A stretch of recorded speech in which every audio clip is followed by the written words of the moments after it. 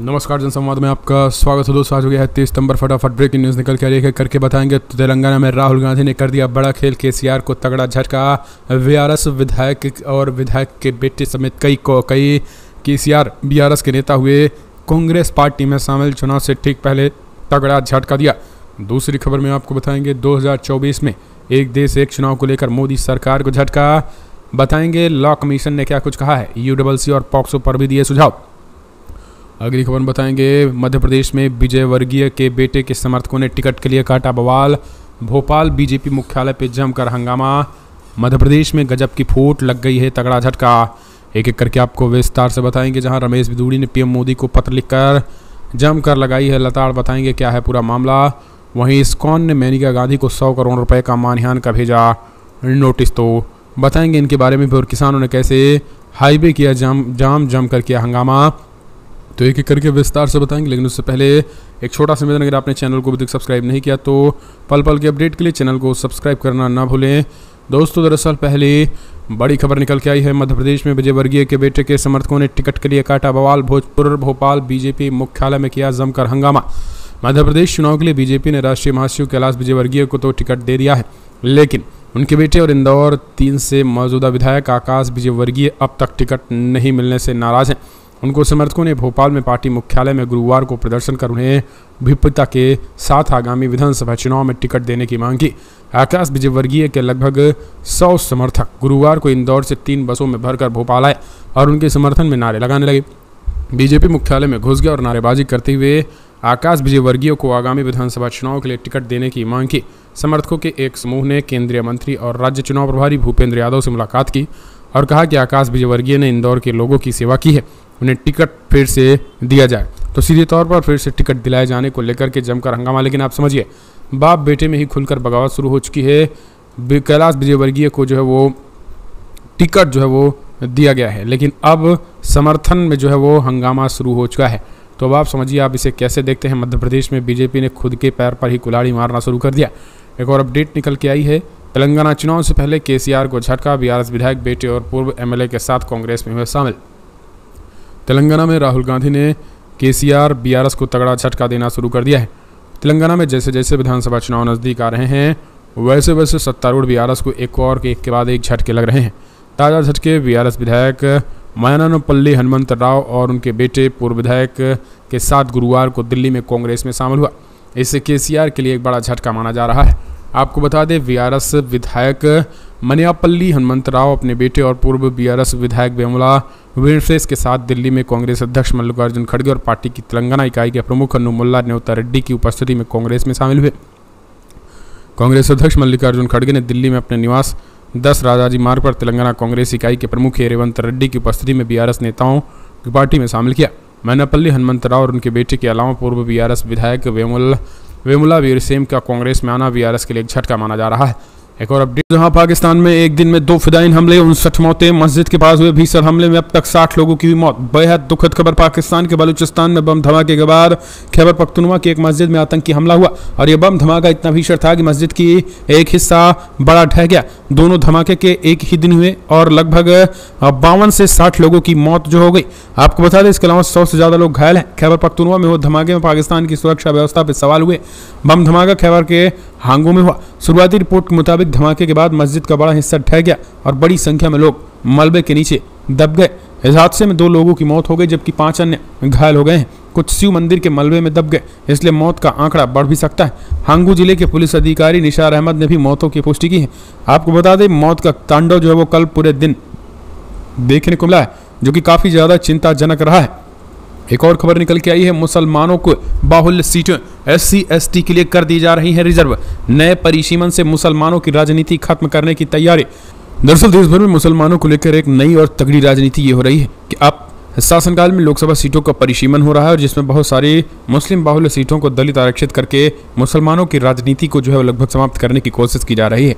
मुस्लिम व्यक्ति आसानी से चुनाव जीत सकता है। जिन सीटों पर राजनीतिक तौर पर हाशिए पर ढकेलने के लिए मुस्लिम समुदाय के लोगों को आसानी से मुस्लिम सांसद जहां से मिल सकते हैं, उसे SC ST के लिए रिजर्व कर दिया जा रहा है।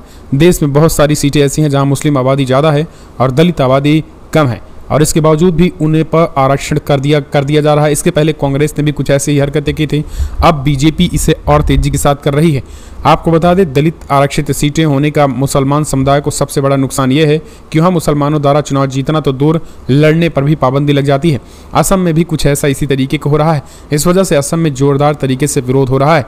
असम में 5 मुस्लिम सांसद होते थे और बड़े पैमाने पर जिन इलाकों में विधायक होते थे उन इलाकों को SC ST के लिए रिजर्व कर दिया जा रहा है, जहां पर दलितों की संख्या ना के बराबर है। और इसी को लेकर लगातार वहां पर बवाल चल रहा है।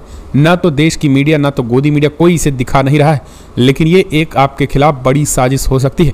एक और अपडेट, 2024 में एक देश एक चुनाव को लेकर मोदी सरकार को झटका, लॉ कमीशन ने कर दिया साफ, नहीं हो सकता है चुनाव।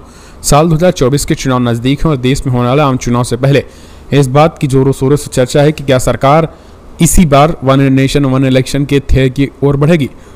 सूत्रों के हवाले से सामने आ रही है कि तमाम चर्चाओं के बाद विधि आयोग इस नतीजे पर पहुंचा कि 24 में वन नेशन वन इलेक्शन को लागू किया जाना मुश्किल होगा। अब इस समझिए कि इस साल 2024 में एक साथ लोकसभा में विधानसभा चुनाव नहीं होंगे। एक साथ चुनाव पर विधि आयोग की रिपोर्ट 2024 के चुनाव से पहले सामने आने की उम्मीद है। लॉ कमीशन भारत में एक राष्ट्र एक चुनाव को वास्तविकता बनाने के लिए संविधान में संशोधन का सुझाव देगा। कमीशन का कहना है कि 2024 चुनाव से पहले एक राष्ट्र एक चुनाव लाना संभव नहीं है। विधानसभा चुनाव के संचालन पर सुझाव शामिल करने के लिए रिपोर्ट सामने लानी है। एक राष्ट्र एक चुनाव पर लॉ कमीशन की रिपोर्ट विशेष रूप से केवल लोकसभा और राज्य विधानसभा चुनाव से संबंधित है। राष्ट्रीय विधि आयोग ने बुधवार को अपने सदस्यों के साथ एक देश एक चुनाव सहित 3 मुद्दों पर विचार करने के लिए बैठकें बुलाई थी।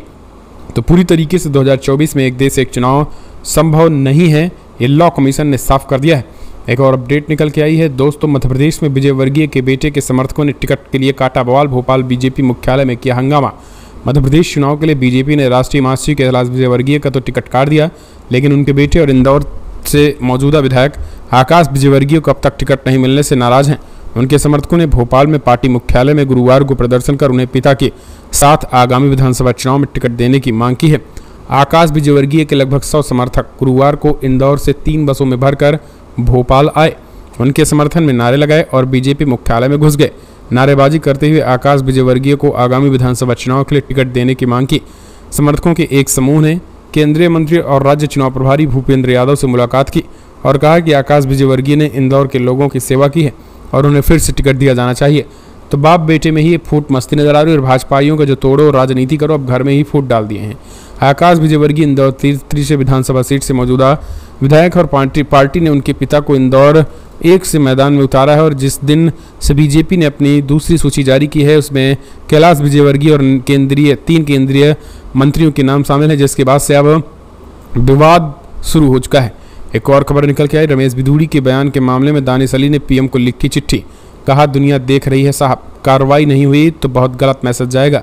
दरअसल बीजेपी के सांसद रमेश बिधूड़ी के आपत्तिजनक बयान को लेकर के बीजेपी के मामले में बीएसपी सांसद दानिश अली जो है वो प्रधानमंत्री नरेंद्र मोदी को पत्र लिखा है। दानिश अली ने पीएम मोदी से मामले में आरोपी के खिलाफ उचित सजा की जो है वो मांग की है। बसपा सांसद ने अपने लिए सुरक्षा बढ़ाने की भी मांग की है। पीएम मोदी को पत्र लिखने के बारे में जानकारी उन्होंने अपने सोशल मीडिया प्लेटफॉर्म एक्स पर भी साझा की। दानिश अली ने पत्र की कॉपी साझा करते हुए एक पोस्ट किया, दुनिया देख रही है, आप इस पर भी खामोश हैं मोदी जी। दानिश अली ने कहा कि आज 8 दिन हो गए हैं लेकिन अभी तक कोई कार्रवाई नहीं हुई। मैं जिस दिन सदन का सदस्य हूं उसके नेता नरेंद्र मोदी जी को एक खत मैंने आज लिखा, क्योंकि उनकी जिम्मेदारी बनती है कि 21 सितंबर को जो कुछ हुआ सदन के अंदर और उनमें से 3 दिन पहले मोदी जी ने सदस्यों के आचरण पर बात कही थी, लेकिन उसके बाद इस तरीके की चीज़ें जहां वसुधैव कुटुंबकम G20 करके बात की जाती है और फिर मुसलमानों को अपमानित, ये कितना ठीक है, चुप्पी तोड़ो मोदी जी। एक और अपडेट, किसानों के आंदोलन से 90 ट्रेनें प्रभावित, पंजाब में दिल्ली चंडीगढ़ नेशनल हाईवे जाम, मोहाली में पुलिस के धक्का मुक्की सड़क पर बैठे किसान। दरअसल पंजाब में मुआवजा MSP और कर्ज माफ़ी को लेकर किसानों का आंदोलन हुआ। किसान पंजाब भर में रेलवे लाइनों पर बैठे हुए दिखे।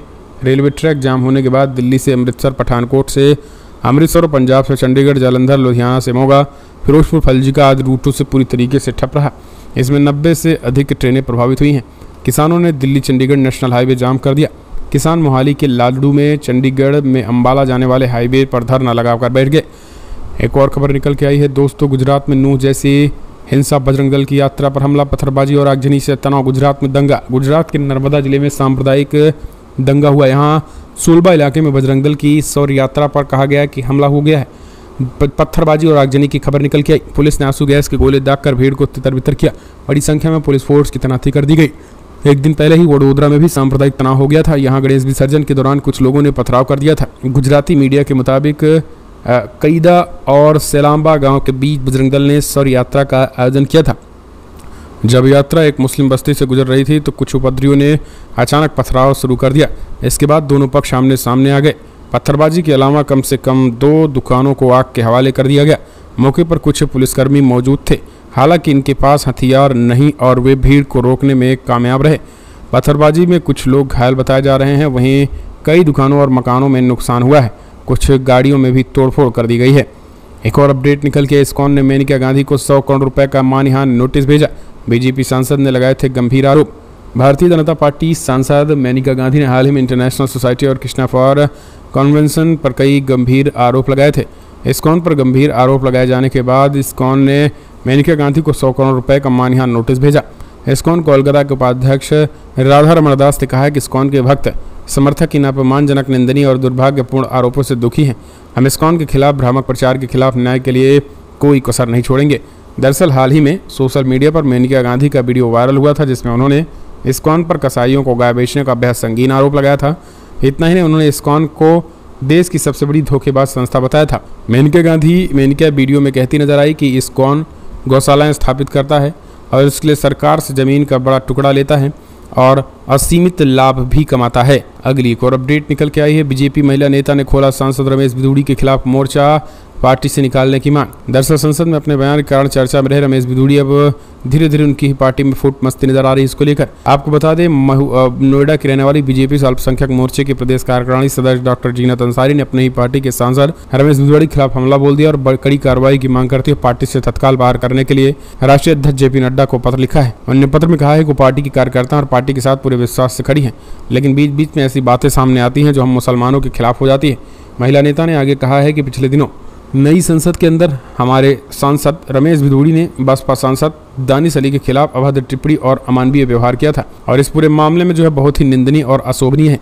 यह दिखाता है कि इनके दिमाग में मुसलमानों के खिलाफ कितनी घृणा भरी है।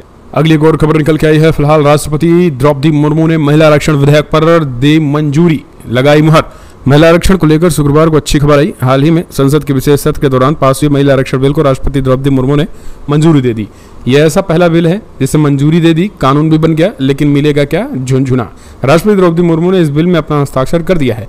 इसके बाद इसने कानून का रूप ले लिया है। राष्ट्रपति द्रौपदी मुर्मू की सहमति मिलते ही भारत सरकार ने महिला आरक्षण विधेयक के लिए एक गजट अधिसूचना जारी कर दिया है। इसके साथ ही पीएम मोदी की सरकार ने देश की आधी आबादी के लिए अपने वादे को पूरा करने की बात भी कह दी है। यानी क्रेडिट भरपूर होगी और इससे भुनाया भी 24 में जाएगा, लेकिन मिलेगा क्या किसे महिलाओं को? इस बार झुनझुना। ये सरकार है, लेकिन सरकार गफलत में है। बीजेपी के साथ साथ विपक्ष ने भी इसे मुद्दा बना लिया है और महिला आरक्षण को लेकर के इस बार घेर दिया है और उनका कहना है कि हम 24 में आएंगे। राहुल ने स्पष्ट कर दिया कि 24 में आएंगे तो हम महिला आरक्षण लागू करेंगे, ओबीसी की जनगणना जो है वो जनगणना कराएंगे और ओबीसी आरक्षण भी देंगे। ऐसे में बीजेपी को गजब का फंसा दिया है राहुल गांधी ने।